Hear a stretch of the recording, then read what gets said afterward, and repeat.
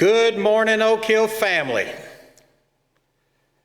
2020 was quite an interesting year, and we see that 2021 is just the same in many respects.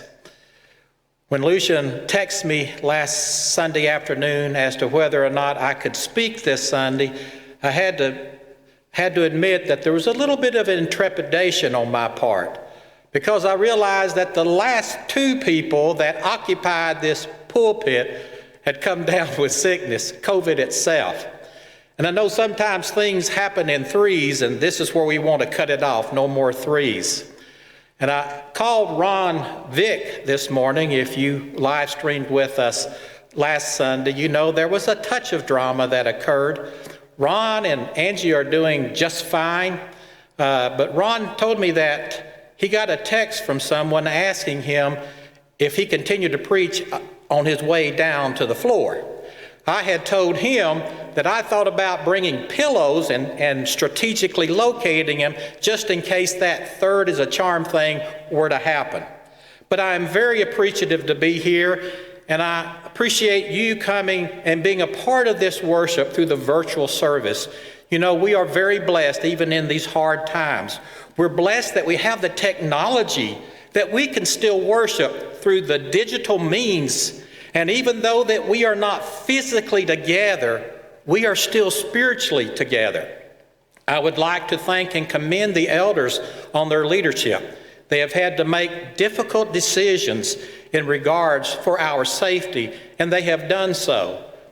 Also, and as I look, I see Lucian, who was able to do a wonderful job in teaching our Sunday school class, and Steve Murdoch and Johnny Drake here, elders who are not only leading by the decisions they make, but by their examples as well.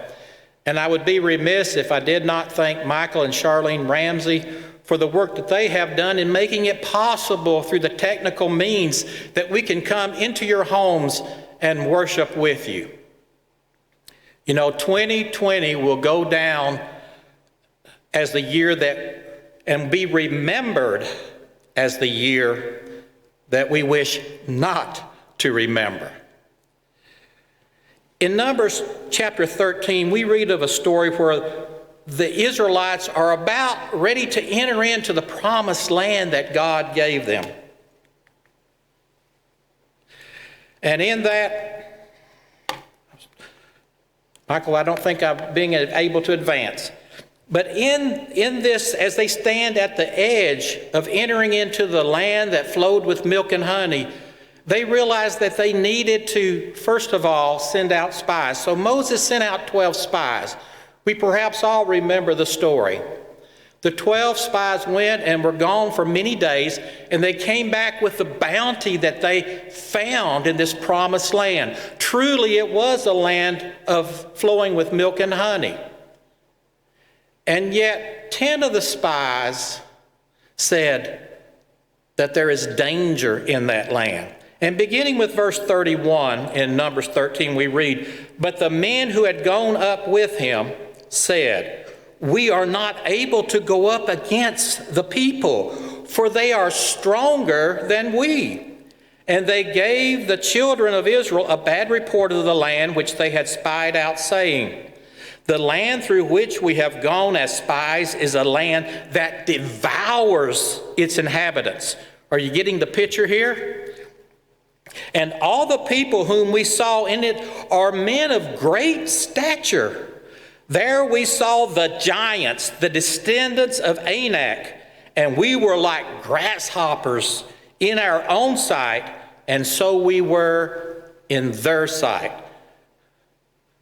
Now Caleb had just said, hey, we can go in and we can take the land that God has given us. But these other 10 spies gave a different picture.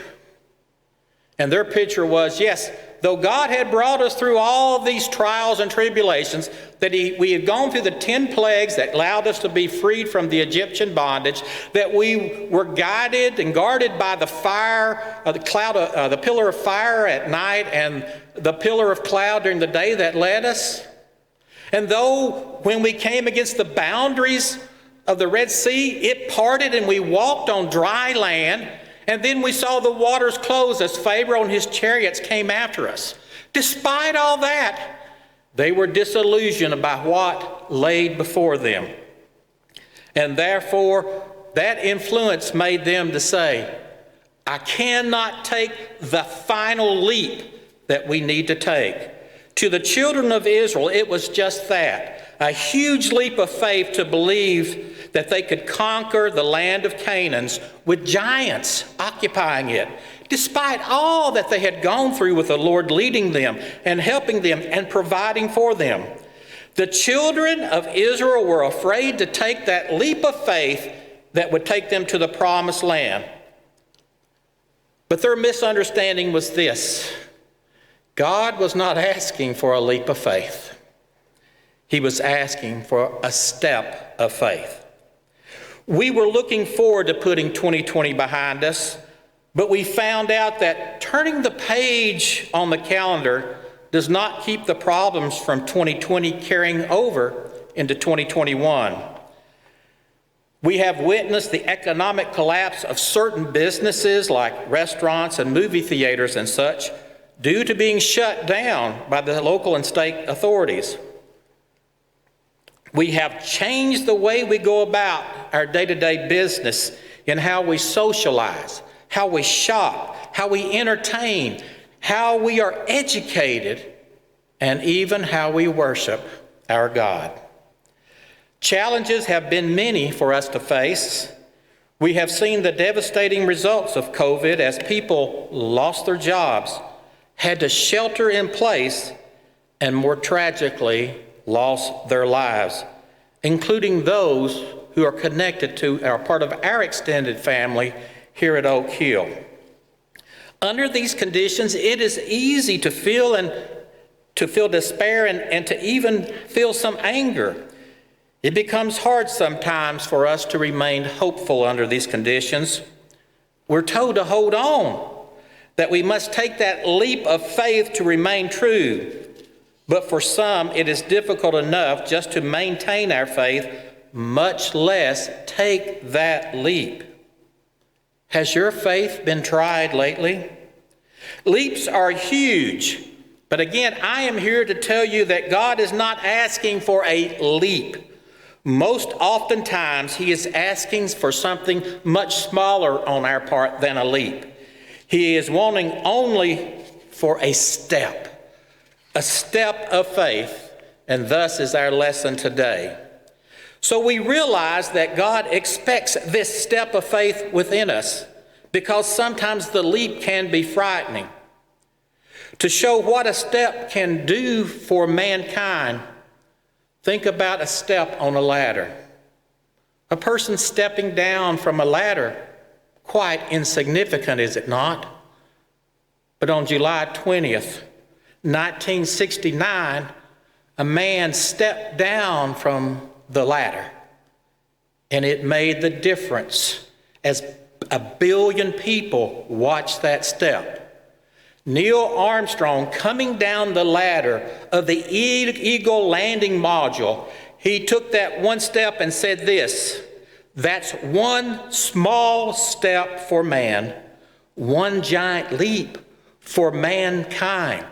As he placed his foot for the first time, a human being standing on the surface of the moon. Think about the many steps that led up to that final small step. All the work that went in to help them to travel the 240,000 miles to the moon, and yet it came down to one final small step for all of mankind. In thinking about that small step, we look at Matthew chapter 14. This is the story where the apostles are in a boat. The wind begins to blow. Jesus is not there. And all of a sudden, out on the water, they see someone coming. Someone that's seemingly floating across the water. But that person wasn't floating. They were walking. They thought it was a ghost. But in verse 27, it says that Jesus spoke to them saying, "Be of good cheer. It is I. Do not be afraid." And it was Peter who answered him and said, Lord, if it is you, command me to come to you on the water. And Jesus said, come. And when Peter had come down out of the boat, he walked on the water to go to Jesus. But when he saw that the wind was boisterous, he was afraid. And beginning to sink, he cried out, Lord, save me. And immediately Jesus stretched out his hand and called him and said to him, O you of little faith, why did you doubt? And when they got into the boat, the wind ceased. Peter's first step on water gave hope to all of us today that with Jesus Christ, we can accomplish anything. We often tell this story about Peter, that Peter became fearful and sank. That's what we emphasize a lot. But I think we miss the point sometimes when we do that. We need to admit that Peter had to have the faith to take that first step out of that boat onto the water. Did any other apostle demonstrate such faith? He actually walked on the water with the Lord. Sure, he would later become fearful and sink, but because he had taken that first step out, who was there to pull him back up? It was the Lord. Do you always seek to succeed in your first efforts? The second point is that there's a failure to take the step of faith can affect us more than we can imagine. What if when the Israelites listened to the 10 spies who said that they could not conquer the people of the Canaanites, and then Moses in turn just decided, I give up. I've gone through all this with you and I'm done.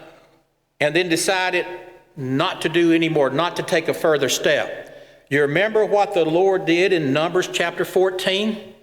He told Moses, I'm tired of these people, and I will send a pestilence on them for their lack of taking that final step into the land of Canaan. And I will build a new nation through you, Moses.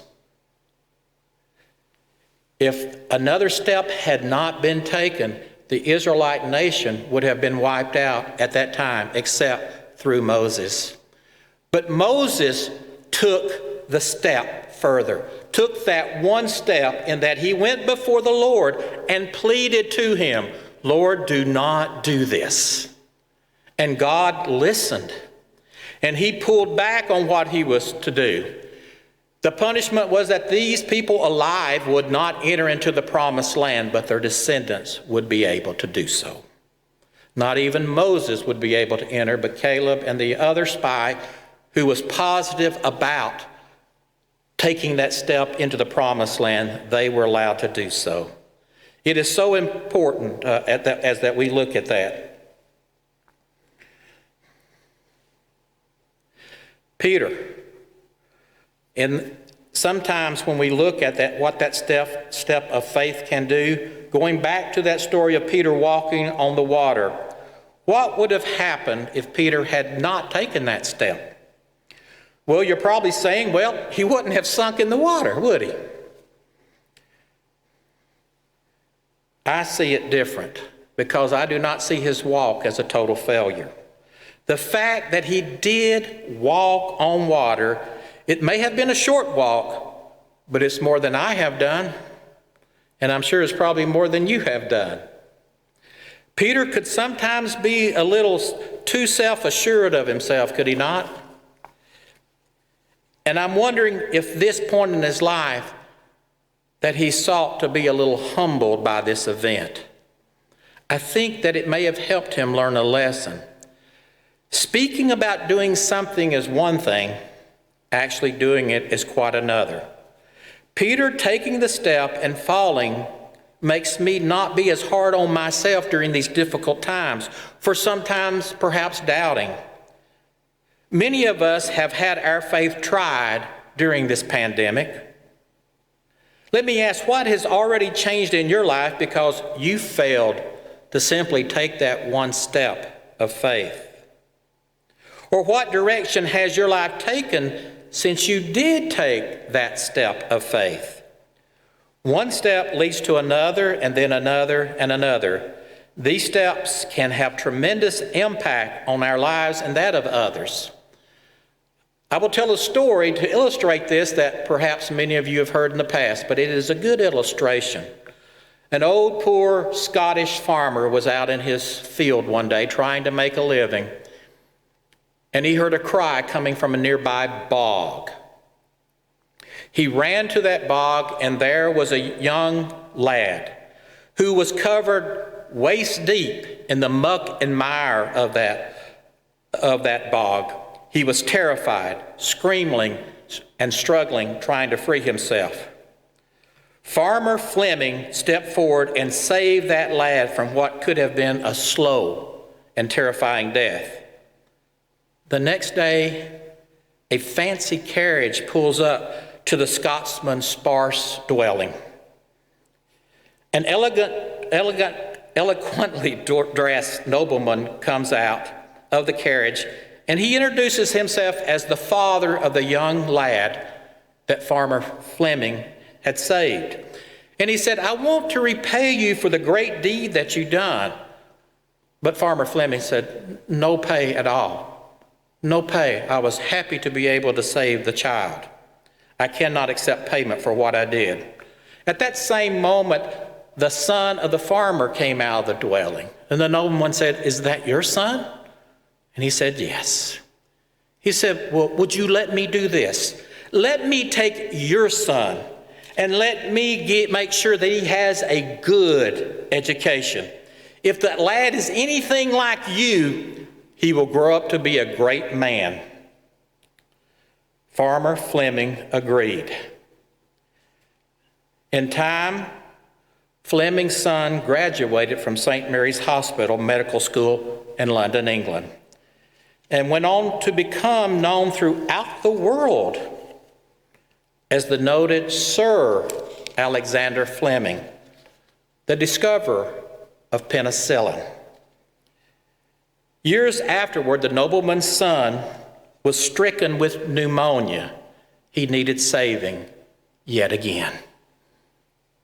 What saved him? Penicillin.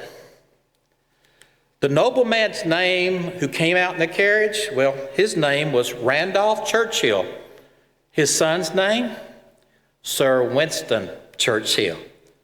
Think what would have become of England during World War II if it did not have the leadership of Churchill. Steps lead to giant leaps. Think about it. If Christ had not taken the step to the cross, we would have no pathway to heaven. Third, when we break things down into the steps of the task, then the task itself is not so overwhelming. For God, nothing is insignificant. Jesus tells us that a cup of water will not go unrewarded in Matthew chapter 10, verse 42. Think about it. It was during when the children of Israel were up against the city of Jericho, the walls of Jericho. That truly was a daunting task to think that they could break down those walls. However, to break those walls down took a simple first step as they obeyed the Lord and began marching around the city. And we know that on the seventh day, by taking one step at a time, the walls of Jericho fell. You know, in this life, sometimes things can be a little overwhelming. A couple marries, not much debt at this time and not much to look after. However, years pass by. A house is bought, perhaps 2 cars, kids, school, jobs, and so forth. And they simply wonder, how can they do it all? It is best to look at each challenge as small steps. You can take one step, but each step will add up, just like each step added up when the children of Israel marched around Jericho and the walls fell. Whenever you are faced with an insurmountable problem, before you give up, remember what the Lord has promised you. In 1 Corinthians chapter 10, verse 13, we are told we will never be tempted more than which we are able to bear. The burden will never be too great that we cannot find a way to carry the load. The Lord promised, I am with you always, even until the end of the world. And in Hebrews, if the Lord is with us, who can be against us? It's probably 14 or 15 years ago, I preached a lesson and I used the story of the farmer's mule. And I think this would be a good illustration to use in just showing how important it is to take small steps, to not let failure to take hold all the time. One day on this farm, back before we had all the mechanized machinery that we had today, an old mule of a farmer's fell into an abandoned well that was dry. The animal cried out piteously for hours as the farmer tried to figure out, what do I do? How do I get this animal out of this well? Finally, he decided it was futile. The mule was old and near the end of its life, and the well needed to be covered up so nothing fell into this well again. So he invited all his neighbors to come and help him with a task that had to be at hand. What was that task? Everybody grabbed a shovel and they began shoveling in dirt. They were going to fill up that well and bury the mule alive. When the first shovels of dirt began to fall into the well, the mule at first cried out and wailed horribly. Then, after a few shovelfuls later, the mule quieted down. The farmer looked over into the well and was amazed by what he saw. As the dirt was placed in shovel by shovel, it would hit the back of the mule. The mule would shake off the dirt and it would fall to the ground beneath it, and the mule would step up. And the people that were helping the farmer became all more vigorous in their efforts, and they shoveled even faster. And as the dirt continued to fall on the back of the mule, and he would continue to shake it up, he continued to step up. And step by step, he continued until he stepped out of the well. Life shovels dirt on us sometimes, all kinds of dirt. The trick to getting out of the well is not to let it bury you, but to shake it off and take a step up. Each of our troubles is yet a stepping stone. We can get out of the deepest wells just by not stopping, never giving up. Shake it off, take a step up. Fourthly, do not let failure stand in the way of taking your first step. Peter denied Christ in Matthew chapter 26. This is after all the miracles that he had seen Jesus performed, and even after he had walked on the water and Jesus had saved him from this. Even after affirming in Matthew 16:16 that Jesus was the Christ, he still denied him during this time of trouble and torment. His faith was shaken yet again. After denying Christ, he could have said, listen, I'm a failure. Yet again, I have disappointed the Lord. Yet again, my faith has been tried and I failed. And he could have simply said, that's it. I am no longer worthy.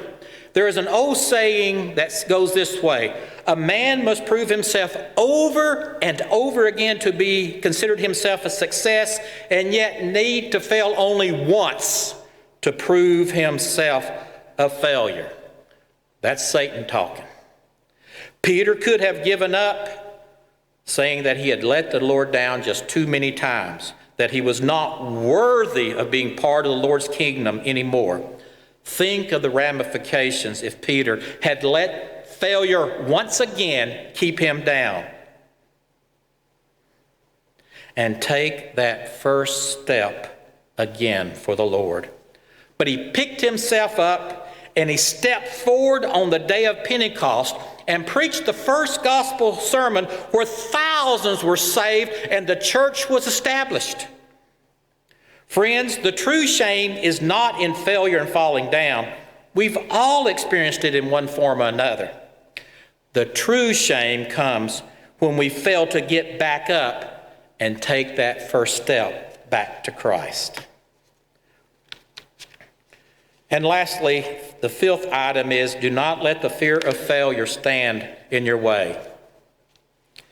In Matthew chapter 25, we read the story, the parable of the one-talent man. Talents were given to 3 individuals, 5, 2, and 1. Those other 2, the first 2, took those talents and made gain. But yet the one with 1 talent was so afraid of losing it that he would not take the first step to try to increase his master's wealth. So many times we think we simply don't have the right talents. We don't have enough skills. And so what the Lord has given us, we let atrophy. We do not take the step forward in coming through this. To grow means we must sometimes take a small step out of our comfort zone. We usually experience fear when we leave our comfort zone. Going to a dentist, speaking to a group, getting on a plane, planning a dinner for your soon-to-be in-laws, going to the funeral home to console a friend, all involve stepping out of our comfort zone. If we do not make the first step, then we can never get better. Remember the first step you took as a child? I would assume you probably failed. You fell. But if you had not taken it, you would have never learned to walk. And because you stumbled and fell, you didn't give up trying to walk. You kept at it till you succeeded. Because your parents were encouraging you to take that step yet again. It wasn't that you were being put down, but you were being raised up by your parents as they saw you trying to take the step. We can learn a lesson from it as those around us that are struggling and we see them fail. Instead of trying to push them down, we need to be helping lift them up and encouraging them. You know, I remember my very first sermon that I preached in the auditorium of the church. I was 15 years old. I'd gone through a training class.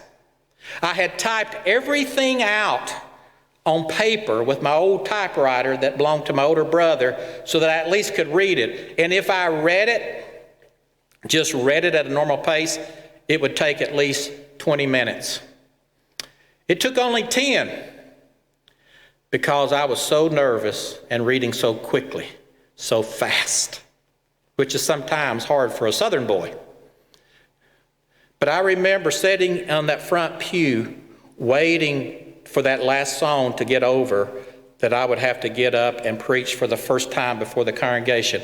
Again, I'd already taken a step in the young men's training class and had that encouragement, but this was different. And I remember saying a prayer before that song ended. And the prayer was simply this, and some of you heard this before. Lord, please, when I get up and start walking to the pulpit, please let me fall down and break my leg. I was that scared, that nervous.